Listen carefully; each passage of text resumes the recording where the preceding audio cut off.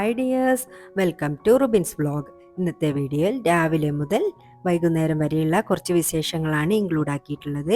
എൻ്റെ വീഡിയോ കണ്ട് ഇഷ്ടമാവുകയാണെങ്കിൽ ലൈക്ക് ചെയ്യുക, സബ്സ്ക്രൈബ് ചെയ്യാതെയാണ് കാണുന്നതെങ്കിൽ ഒന്ന് സബ്സ്ക്രൈബ് ചെയ്ത് സപ്പോർട്ട് ചെയ്യാൻ മറക്കല്ലേ. ഇന്ന് കുട്ടികൾക്കൊക്കെ സ്കൂളുള്ളൊരു ദിവസമാണ് കേട്ടോ.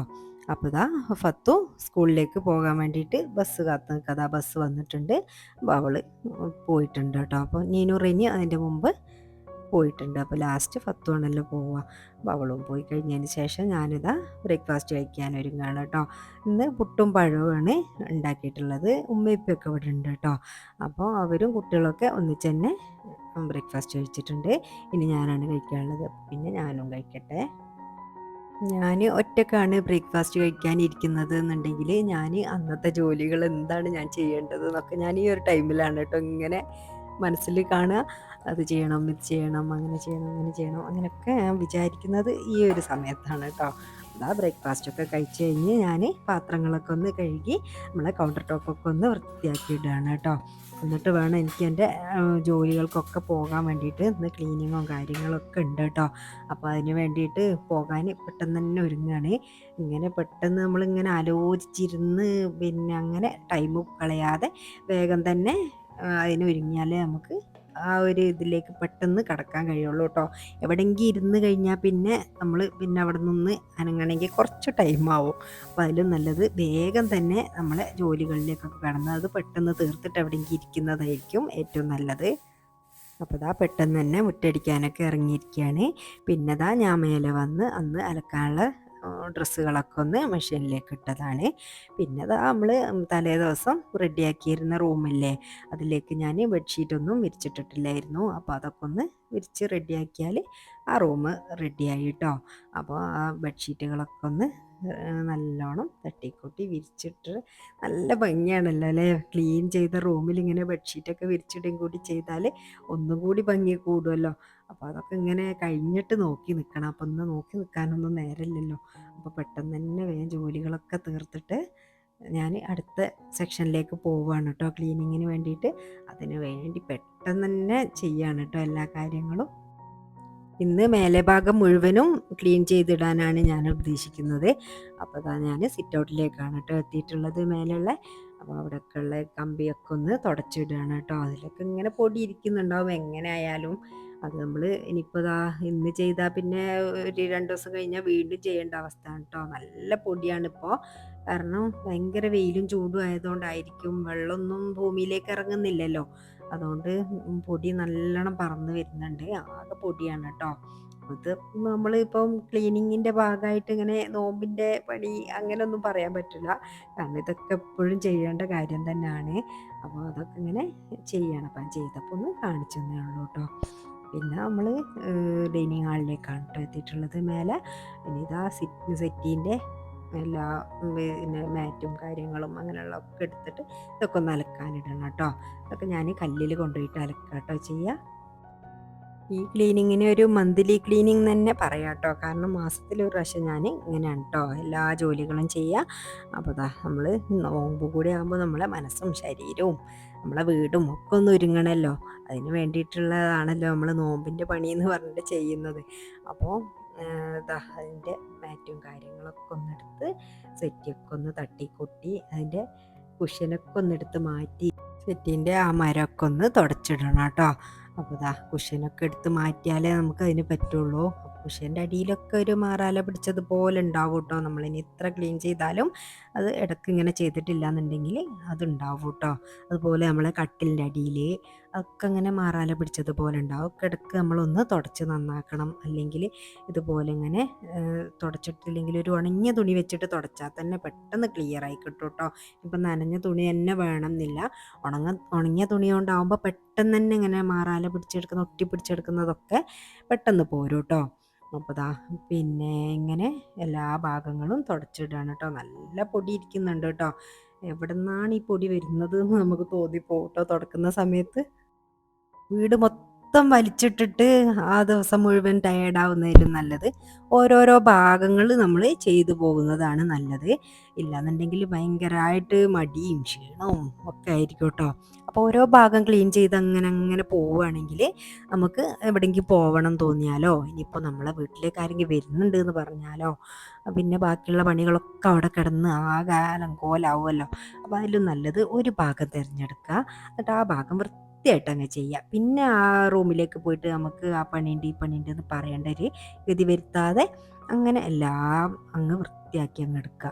പിന്നെ നമുക്ക് പറ്റുന്നുണ്ടെങ്കിൽ അടുത്ത ഭാഗം വലിച്ചിടാം, അന്ന് തന്നെ നമുക്ക് കഴിയുന്നുണ്ടെങ്കിൽ അങ്ങനെ ചെയ്യുക.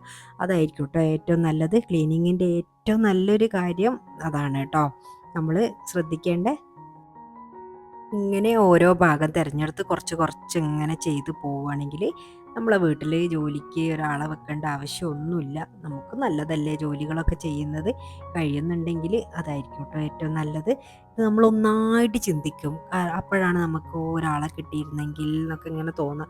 അപ്പോൾ അതിലും നല്ലത് നമ്മൾ ഓരോന്നായിട്ട് ചിന്തിച്ച് നോക്കിയാൽ മതി. ഞാൻ ഇന്ന് ഈ ജനൽ തുറക്കട്ടെ, ആ ഒരൊറ്റ ജനൽ ഒരു ദിവസം തുറക്കുക, പിറ്റേന്ന് ദിവസം ഉണ്ടല്ലോ അപ്പോൾ പിറ്റേ ദിവസം ഒരു ജനൽ തുറക്കുക. അങ്ങനെയാണ് കേട്ടോ ഞാൻ ഈ വീട് കൊണ്ട് നടക്കുന്നത്. അങ്ങനെ അതാ ഞാൻ മേൽഭാഗം മുഴുവൻ ഇന്ന് തന്നെ കംപ്ലീറ്റ് ആക്കിയിട്ടുണ്ടായിരുന്നു കേട്ടോ. അപ്പോൾ എല്ലാം കൂടി ഒന്നും ഞാൻ വീഡിയോ എടുത്തിട്ടില്ല. അപ്പോൾ ഇന്ന് ലഞ്ച് പ്രിപ്പറേഷനും എല്ലാം ഉണ്ട് കേട്ടോ. അതിന് വേണ്ടിയിട്ട് ഇതാ ഞാൻ പോകുമ്പോൾ തന്നെ ചിക്കനൊക്കെ കഴുകി മാഗ്നേറ്റ് ചെയ്ത് വെച്ചിരുന്നു കേട്ടോ. കുറച്ച് മുളക് പൊടി, മഞ്ഞൾപ്പൊടി, ഉപ്പ്, ഇഞ്ചി വെളുത്തുള്ളി പേസ്റ്റ് എന്നിവ ഇട്ടിട്ടാണ് ഞാൻ ഒന്ന് മാഗ്നേറ്റ് ചെയ്ത് വെച്ചത് കേട്ടോ. അപ്പോൾ ഒന്ന് നമുക്ക് ബട്ടർ ചിക്കനാണ് കേട്ടോ ഉണ്ടാക്കുന്നത്. അതിന് വേണ്ടിയിട്ട് ഇതാ ഞാൻ കടായി അടുപ്പത്തേക്ക് വെച്ച് കൊടുത്തിട്ടുണ്ട്. അതിലേക്ക് ഇതാ ബട്ടറാണ് കേട്ടോ ഇട്ട് കൊടുത്തിട്ടുള്ളത്, 2 ടേബിൾ സ്പൂൺ. പിന്നെ അതിലാണ് നമ്മൾ ഈ ചിക്കൻ ഒന്ന് ഫ്രൈ ചെയ്തെടുക്കുന്നത് കേട്ടോ. മുഴുവനായിട്ടും ഫ്രൈ ആയി വരേണ്ടതില്ല, ഒന്ന് ഗോൾഡൻ ബ്രൗൺ ആയി കിട്ടിയാൽ മതിയാവും, ഒന്ന് വെന്ത് കിട്ടിയാൽ മതിയാവും. അപ്പോൾ അതാ അതൊന്ന് ഇളക്കി അങ്ങോട്ടും ഇങ്ങോട്ടൊക്കെ ആക്കിയിട്ട് അതൊക്കെ ഒന്ന് വേവിച്ചെടുക്കുകയാണ് കേട്ടോ. അതാ നമ്മൾ ചിക്കൻ ഫ്രൈ ആയി വന്നിട്ടുണ്ട്. അതൊന്ന് നമ്മൾ ഒരു പ്ലേറ്റിലേക്ക് മാറ്റാവുന്നതാണ് കേട്ടോ. ഈ ഒരു പോട്ടിൽ തന്നെയാണ് ഞാൻ നമ്മളെ ബട്ടർ ചിക്കൻ റെഡിയാക്കുന്നത്. അപ്പോൾ അതിന് വേണ്ടിയിട്ട് കുറച്ചുകൂടി ഒരു 1.5 ടേബിൾ സ്പൂണോളം ബട്ടർ അതിലേക്ക് ചേർത്ത് കൊടുത്തിട്ടുണ്ട്. അതിലേക്ക് പിന്നെ ഞാൻ 2 സവാളയാണ് കേട്ടോ എടുത്തിട്ടുള്ളത്, മീഡിയം സൈസിലുള്ള. പിന്നെ ഒരു 20ഓളം കാഷ്യൂനട്ടും കൂടി അതിലേക്ക് ഇട്ട് കൊടുത്തിട്ടുണ്ട്. നന്നായി ഒന്ന് വഴന്ന് വരുന്നത് വരെ ഇളക്കി കൊടുക്കുക. പിന്നെ അതിലേക്ക് 2 പച്ചമുളകും കൂടി ഇട്ട് കൊടുത്തിട്ടുണ്ട്. പിന്നെ ഇഞ്ചി വെളുത്തുള്ളി പേസ്റ്റ് 1 ടേബിൾ സ്പൂണോളം ഇട്ട് കൊടുത്തിട്ടുണ്ട്. പിന്നെ അത് നന്നായിട്ടൊന്ന് ഇളക്കി യോജിപ്പിക്കുക. പിന്നെ അതിലേക്ക് ഗരം മസാലയാണ് ഇട്ട് കൊടുത്തിട്ടുള്ളത്. പിന്നെ 2 ടേബിൾ സ്പൂൺ കാശ്മീരി മുളക് പൊടി കൂടി ഇട്ട് കൊടുത്തതിന് ശേഷം പിന്നെ അതിലേക്ക് ഒരു 4 തക്കാളി കൂടി ഇട്ട് കൊടുക്കണം. ഇത് ഒരു 1/2 കിലോ ചിക്കൻ കൊണ്ട് ഉണ്ടാക്കുന്ന ബട്ടർ ചിക്കൻ്റെ അളവാണ് കേട്ടോ ഞാൻ പറയുന്നത്. പിന്നെ അതിലേക്ക് തിളച്ച വെള്ളം 2 കപ്പോളം ഒഴിച്ചു കൊടുക്കുക. പിന്നെ അതിലേക്ക് പാകത്തിന് ഉപ്പ് ഇട്ടിട്ട് അതൊന്ന് വേവിക്കാൻ വെക്കുക കേട്ടോ. തക്കാളിയൊക്കെ ഒന്ന് നന്നായി വെന്ത് കിട്ടണമല്ലോ. അപ്പോൾ അതാ തക്കാളിയൊക്കെ ഒന്ന് ഇങ്ങനെ റെഡിയായി വന്നിട്ടുണ്ട്. ഇനി നമുക്കിത് ചൂടാറാൻ അനുവദിക്കണം കേട്ടോ. അതിന് ശേഷമാണ് നമ്മളിത് ഒന്ന് മിക്സീൻ്റെ ജാറിലിട്ടിട്ട് ഫൈൻ പേസ്റ്റ് ആക്കിയിട്ട് ഒന്ന് അരച്ചെടുക്കണം. അപ്പോൾ അതാ ചൂടാറി റെഡിയായി വന്നിട്ടുണ്ട്. അതിലേക്ക് വിനാഗിരി ഒഴിച്ചു കൊടുക്കുക കേട്ടോ. 1 ടീസ്പൂണോളം വിനാഗിരി മതിയാവും. പിന്നെ അതൊന്ന് മിക്സീൻ്റെ ജാറിലേക്ക് ഇട്ട് കൊടുക്കുക. ഇതൊന്ന് നന്നായി അരഞ്ഞു കിട്ടണം കേട്ടോ. കറക്റ്റ് നല്ല പേസ്റ്റായിട്ട് തന്നെ വേണം. എന്നിട്ട് ഇതുപോലെ ഒരു അരിപ്പ വെച്ചിട്ട് അതൊന്ന് അരിച്ചെടുക്കുക. നമ്മളെ തക്കാളീൻ്റെ തോലും കാര്യങ്ങളും അങ്ങനെയൊക്കെ ഉണ്ടാവുമല്ലോ. അപ്പോൾ അത് എന്തായാലും ഇതിൻ്റെ ലാസ്റ്റായിട്ട് ഞാൻ കാണിക്കുക. അതിൻ്റെ ഒരു വേസ്റ്റായിട്ട് വരുന്നത് അധികമൊന്നുമില്ല, എന്നാലും നന്നായി അരിഞ്ഞ് കിട്ടിയതുകൊണ്ടും പിന്നെ അതിലേക്ക് കുറച്ചും കൂടി ചൂടുവെള്ളം ഒഴിച്ചിട്ട് നമ്മൾ ഇതിങ്ങനെ അരിച്ചെടുക്കുക കേട്ടോ. അപ്പോൾ ഇങ്ങനെ കുറച്ച് ചെറുതായിട്ടൊക്കെ വേസ്റ്റ് വരുന്നുണ്ട്. പിന്നെ നമ്മൾ ഫ്ലെയിം ഓണാക്കിയതിന് ശേഷം അതൊന്ന് തിളക്കാൻ വെക്കുക. അതിന് ശേഷം നമ്മൾ അതിലേക്ക് നമ്മൾ ഫ്രൈ ചെയ്ത ചിക്കന് ഇട്ട് കൊടുക്കുക കേട്ടോ. നല്ല ഈസി ആയിട്ടുള്ള ഒരു റെസിപ്പി തന്നെയാണ് കേട്ടോ ഇത്.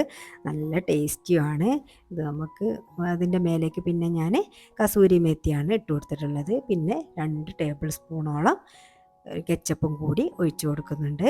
പിന്നെ ഫ്രഷ് ക്രീമാണ് ഒഴിച്ചു കൊടുക്കുന്നത്. അതൊരു 1/4 കപ്പോളം ഒഴിച്ചു കൊടുത്തിട്ടുണ്ട്.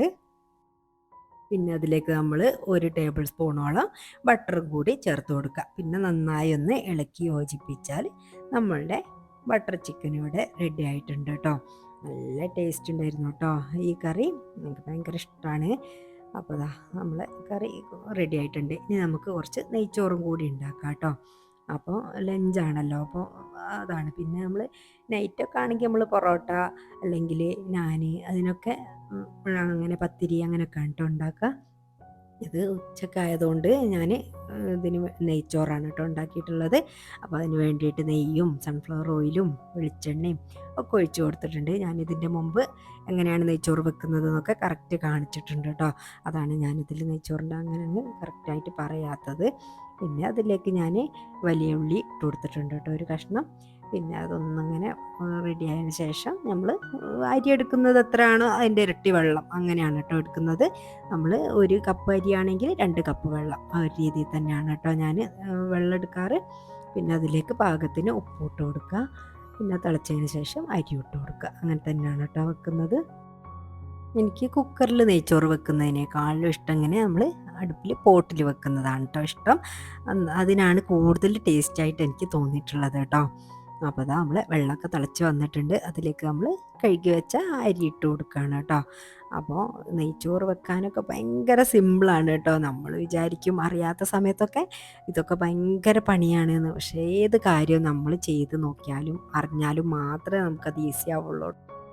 നമ്മൾ പോട്ടിൽ ഇങ്ങനെ ചോറ് വെക്കുന്ന സമയത്ത് നമുക്ക് വെള്ളം പോരായ്ക വന്നാലോ ഇനിയിപ്പോൾ അഥവാ കറക്റ്റ് വേവായി കിട്ടുമ്പോൾ നമുക്ക് പെട്ടെന്ന് തന്നെ ഓഫായി കിട്ടും, അങ്ങനെയൊക്കെ ആണല്ലോ. അപ്പോൾ നമ്മൾ അരി ഇട്ട പാട് തന്നെ നമ്മൾ ഒന്ന് ഉപ്പ് ചെക്ക് ചെയ്യണം കേട്ടോ. ആ ഒരു ടൈമിലാണ് നമ്മൾ ഉപ്പ് എത്ര ഉള്ളത് എന്ന് നോക്കുക. പിന്നെ അപ്പോഴാണ് നമ്മൾ പാകാക്കിയിടേണ്ടതും. പിന്നെ നെയ്ച്ചോറൊക്കെ ആകുമ്പോൾ നമ്മൾ പിന്നെ ഉപ്പിട്ടാൽ റെഡി ആവില്ലല്ലോ.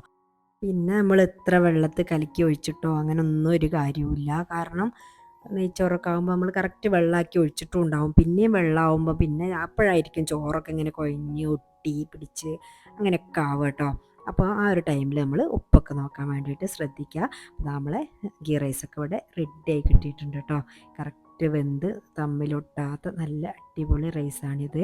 അപ്പോൾ നമ്മളെ നെയ്ച്ചോറ് റെഡി ആയിട്ടുണ്ട്. ഇനി കുറച്ച് കാബേജ് ഉപ്പേരിയും കൂടി റെഡിയാക്കാനുണ്ട്. അപ്പോൾ അത് നമ്മൾ ചോറ് ഇങ്ങോട്ട് ഇറക്കി വെച്ചതിന് ശേഷം ഞാൻ കാബേജ് ഉപ്പേരിയാണ് കേട്ടോ ഇനി റെഡിയാക്കാൻ പോകുന്നത്. ഇതൊക്കെ പിന്നെ എല്ലാവർക്കും അറിയുന്നതല്ലേ, അപ്പോൾ ഞാൻ ചെയ്യുന്നതൊന്ന് കാണിക്കുന്നതെന്ന് മാത്രം കേട്ടോ. ഞാൻ ആദ്യം തന്നെ വെളിച്ചെണ്ണ ഒഴിച്ച് അതിലേക്ക് കടുക് പൊട്ടിക്കുക. പിന്നെ നമ്മളെ കറിവേപ്പില ഇട്ട് കൊടുക്കുക. ഇടയ്ക്കൊക്കെ ഞാൻ തേങ്ങയും പച്ചമുളകും ചെറിയുള്ളിയും കൂടി ഒന്ന് മിക്സിയിൽ ക്രഷ് ചെയ്തിട്ട് ഇട്ടിട്ട് അങ്ങനെ ഉണ്ടാക്കാറുണ്ട്. ഇന്ന് ഞാൻ പിന്നെ വെറുതെ അങ്ങനെ മഞ്ഞൾപ്പൊടി ഉപ്പ് ഇട്ടിട്ടുള്ള രീതിയിലാണ് ഉണ്ടാക്കിയിട്ടുള്ളത്. അപ്പോഴേക്കും ഇത് നമുക്ക് ലഞ്ച് കഴിക്കാനൊക്കെ ടൈം ആയിട്ടുണ്ട് കേട്ടോ. ഉമ്മയൊക്കെ ഉണ്ടല്ലോ ഇവിടെ. അപ്പോൾ ഞങ്ങൾ ലഞ്ച് കഴിക്കട്ടെ കേട്ടോ. അതിന് വേണ്ടിയിട്ട് നമ്മളെ ഗീ റൈസും നമ്മളെ ബട്ടർ ചിക്കനൊക്കെ ഒന്ന് വിളമ്പിയെടുക്കുകയാണ് കേട്ടോ. നല്ല അടിപൊളിയായിട്ടുണ്ട് കേട്ടോ. നമ്മളെ റൈസ് ആയാലും ബട്ടർ ചിക്കൻ ആയാലും. ലഞ്ച് കഴിച്ച് കഴിഞ്ഞിട്ട് എനിക്ക് ജോലികളുണ്ട് കേട്ടോ. നമുക്ക് അലക്കിയത് ഒക്കെ മെഷീനിലിരിക്കുകയാണ്, അത് ആറിടാനുണ്ട്.